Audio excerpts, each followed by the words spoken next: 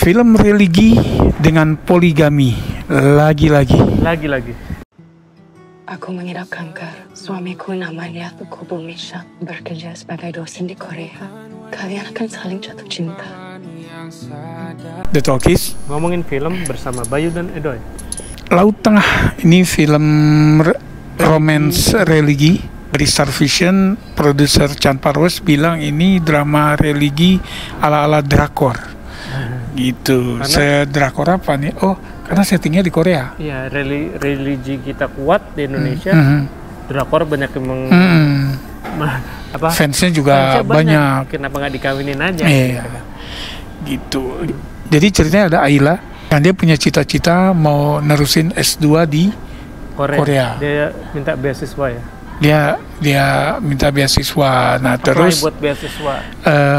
Nah, kemudian dia tuh tinggal sama bapaknya. Terus ada temennya nih, temen dari kecil, namanya Zidan di Gibraltar, diperankan sama Aliando. Tadi Ayla tuh Yoriko Angelin ya. Naksir nih, gitu kan, naksir. Tapi ini Ayla nih yang pokoknya mau diboncengin motor aja nggak mau karena takut bersentuhan. Ya gitu loh. Menurut gua agak-agak ya udahlah. Gitu. Nah, tapi pada satu hari bapaknya meninggal mendadak. Sementara saat itu dia udah piatu. Jadi begitu bapaknya meninggal, dia yatim piatu. Nggak punya penghasilan. Jadi dia belum punya income, terus ditinggal adik bapaknya. Nah, kemudian dia diusir dari rumah kontrakan. Ya, diusir dari rumah kontrakan dan dia harus pindah ke rumah tantenya, adik dari almarhum bokapnya. Nah, tapi berbeda dengan bokapnya, tantenya ini mucikari diperankan oleh, you guessed it, Jenar Maisa Ayu. Itu kayaknya nih karakter yang sama dengan Tuhan izinkan aku berdosa nih. Walaupun beda PH ya. Di situ akhirnya dia ditampung, tapi there's no such thing as free lunch. Gitu. Dia harus membayar dengan, lo kayaknya cakep juga nih, bisa kali dalam semalam 3-4 cowok melayani gitu ya. Dia nggak mau kan? Nggak mau, tapi sama sepupunya diperkosa. Gitu. Nah, kemudian akhirnya setelah diperkosa, ya udah, akhirnya dia menjalani profesi itu. Nah, sama si Zidan, yang gua nggak tahu nih, at interim nih, dari bapaknya meninggal sampai detik dia menjadi wanita malam ini, apa yang terjadi kan? Mana aja tuh si Zidan? Gitu. Sementara hubungannya udah deket nih, orang tuanya juga udah merestui kan, orang tuanya Zidan. Jadi gini, ketika Zidan ini cintanya tulus, walaupun Ayla ini udah jadi wanita malam, merasa dirinya kotor, tapi dia tetap mau menikahi Ayla, gitu. Terus jadi sepakatlah mereka mau kabur nih. Si Ayla mau dijemput untuk kabur, mereka nikah. Nah, tapi dalam perjalanan kabur nih hujan kan, kecelakaan lah, si Zidan meninggal. Gitu. Terus nggak jadi nikah kan, dia ditarik lagi nih kan. Oh, dan sebelum nggak jadi nikah dia juga nggak keterima beasiswanya yang ke Korea nggak ditolak gitu. Sampai ada datang satu wanita, Aisyah, diperankan oleh Anna Jobling. Aisyah ini dengan suami dan anak yang masih kecil, si Suri, itu memang tinggal di Korea. Ya, si suaminya kerjanya apa sih? Suaminya dosen apa? Oh ya, intinya Aisyah menawarkan Ayla untuk menjadi istri kedua suaminya. Itu syarat kalau dia mau lanjutin S2 di Korea, dibiayain semuanya gitu. Nah, tapi ternyata ya si Ayla nerima ya, karena hebat banget nih, bisa ikhlas gitu kan. Terus oh iya, gue juga bisa lanjutin S2 nih, diterimalah. Nah, tapi ternyata itu tanpa konsen dari suami dan anaknya, sehingga kebayanglah terjadi friksi. Ini udah di Korea nih, udah pindah, udah nikah, terjadi friksi. Jadi Ayla tuh gak diterima di rumah itu, cuma Aisyah doang yang nerima gitu kan.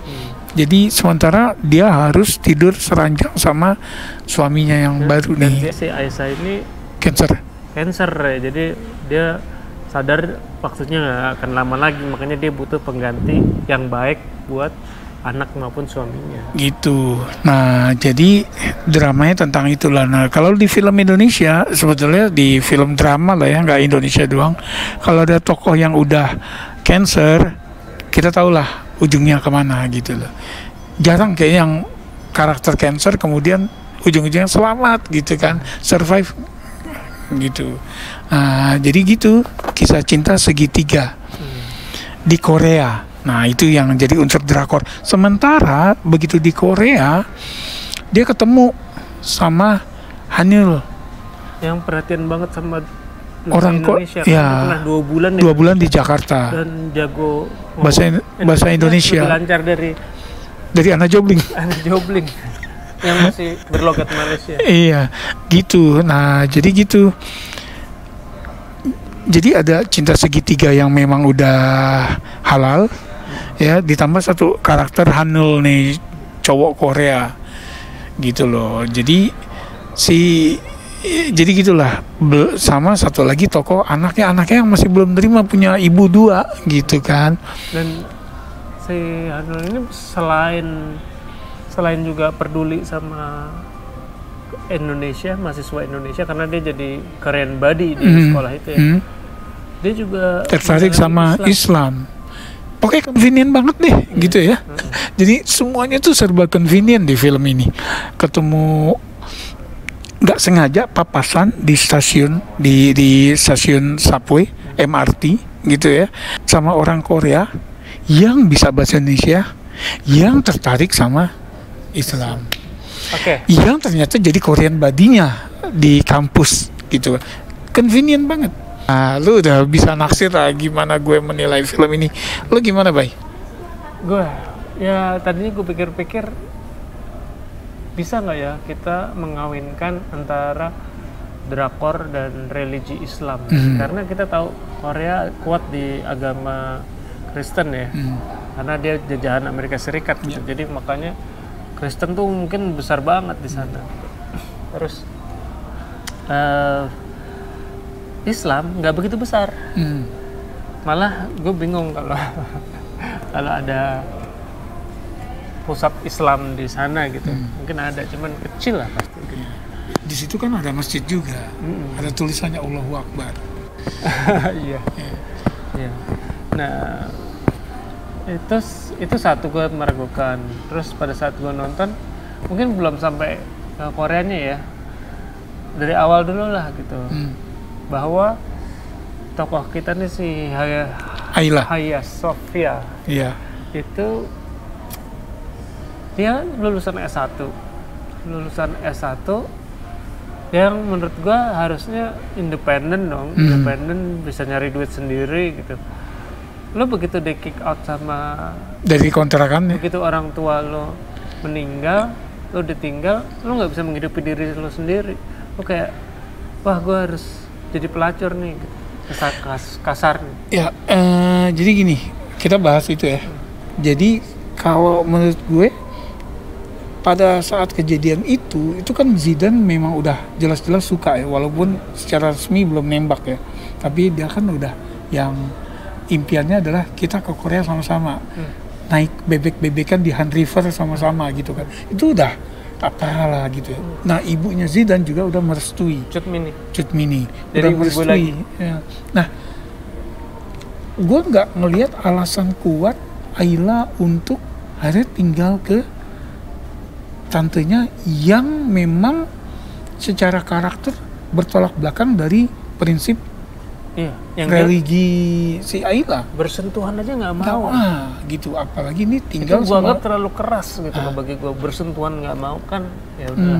Nah, ini dia harus tinggal sama tantenya yang udah jelas di kawasan lampu merah gitu kan ya. Gitu, jadi kurang kuat alasannya untuk terima ke situ. Malah apa yang terjadi, kok nggak ada komunikasi sama Zidane, malah aneh kalau menurut gue ya. Gitu loh. Terus karakter tantenya ini dan sepupunya yang memperkosa dia itu digambarkan one dimensional banget. Bahwa dia jahat, nggak punya perikemanusiaan sama sekali di hatinya gitu. Kayak ngapain lu ngeliat-liat gue lagi makan, lu nggak suka, kayak cuci nih, kayak pergi dari sini, kayak nggak ada redeeming value-nya gitu ya. Redeeming value-nya. Bahkan pada saat dibeli sama Bu Aisyah, mereka ngeledek gitu. Ngeledek gitu. Bagi gue, apakah ada one dimensional people gitu, kayak komik banget. Mungkin ada gitu ya, tapi kalau dimunculin ke film jadi jelek gitu kan. Sama kayak gini, kebetulan dalam dunia nyata kebetulan tuh pasti ada, tapi kalau menjadi yang ngedrive the plot itu kan jadi jelek gitu kan. Kayak gitu.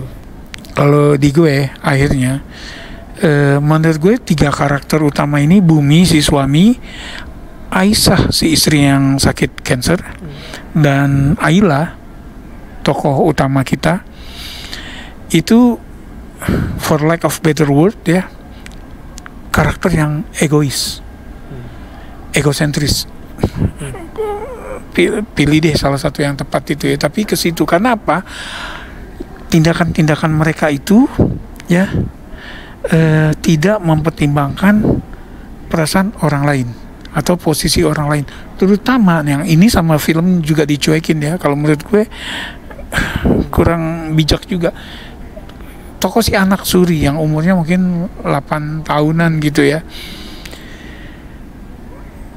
Bapaknya menikah lagi, itu dia nggak dikasih pengertian dulu gitu kan. Jangan kan dia orang suaminya aja yang diminta menikah aja nggak diminta konsen kan. Bahkan dikibulin terus kayak ibu saya bakal sembuh nggak gitu. Nggak dikasih pengertian. Iya. Dia berduka, kemudian makin lama ya berduka karena Aisyah meninggal kan. Dia kehilangan banget ibunya. Tapi kemudian dia udah mulai deket nih sama Ayla. Tapi kan ada satu hal, ada plot twist ya. Ayla pergi gitu. Nggak ada pertimbangan ke tokoh suri yang ketika dia udah mulai merasakan kehadiran ibu lagi, pengganti ibunya yang udah meninggal, dia tinggal gitu aja. Gitu loh. Asshole semua di film ini kalau menurut gue. Gitu. Bahkan tokoh Korea ini siapa? Hanul juga diperlakukan nggak adil ya. Nggak adil juga sih.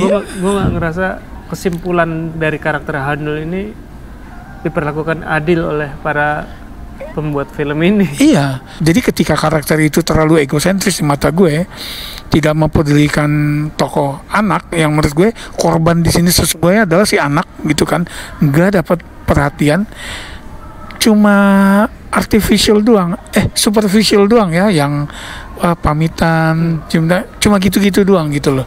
Tapi kalau beneran ini kan fiksi ya, kalau kejadian nyata dia harus mengalami ini semua, trauma itu bisa ya.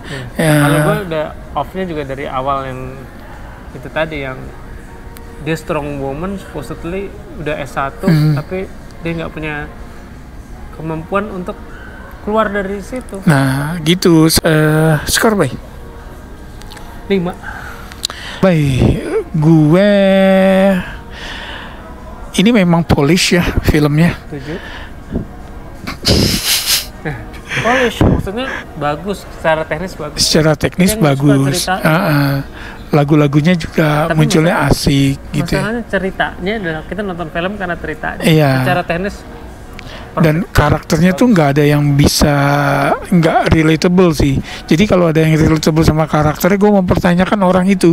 Gitu ya. Kayak misalnya nggak usah lah Islam yang nggak mau dibonceng, aduh kayak apa.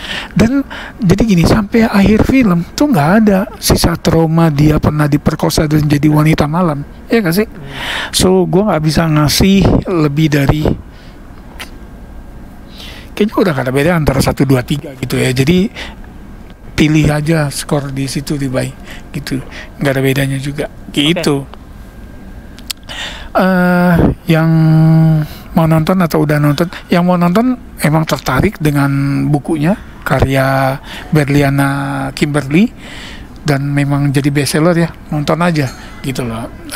Yang bukan untuk kita, mungkin memang nggak cocok di kita aja. Secara gitu. film gambarnya bagus-bagus.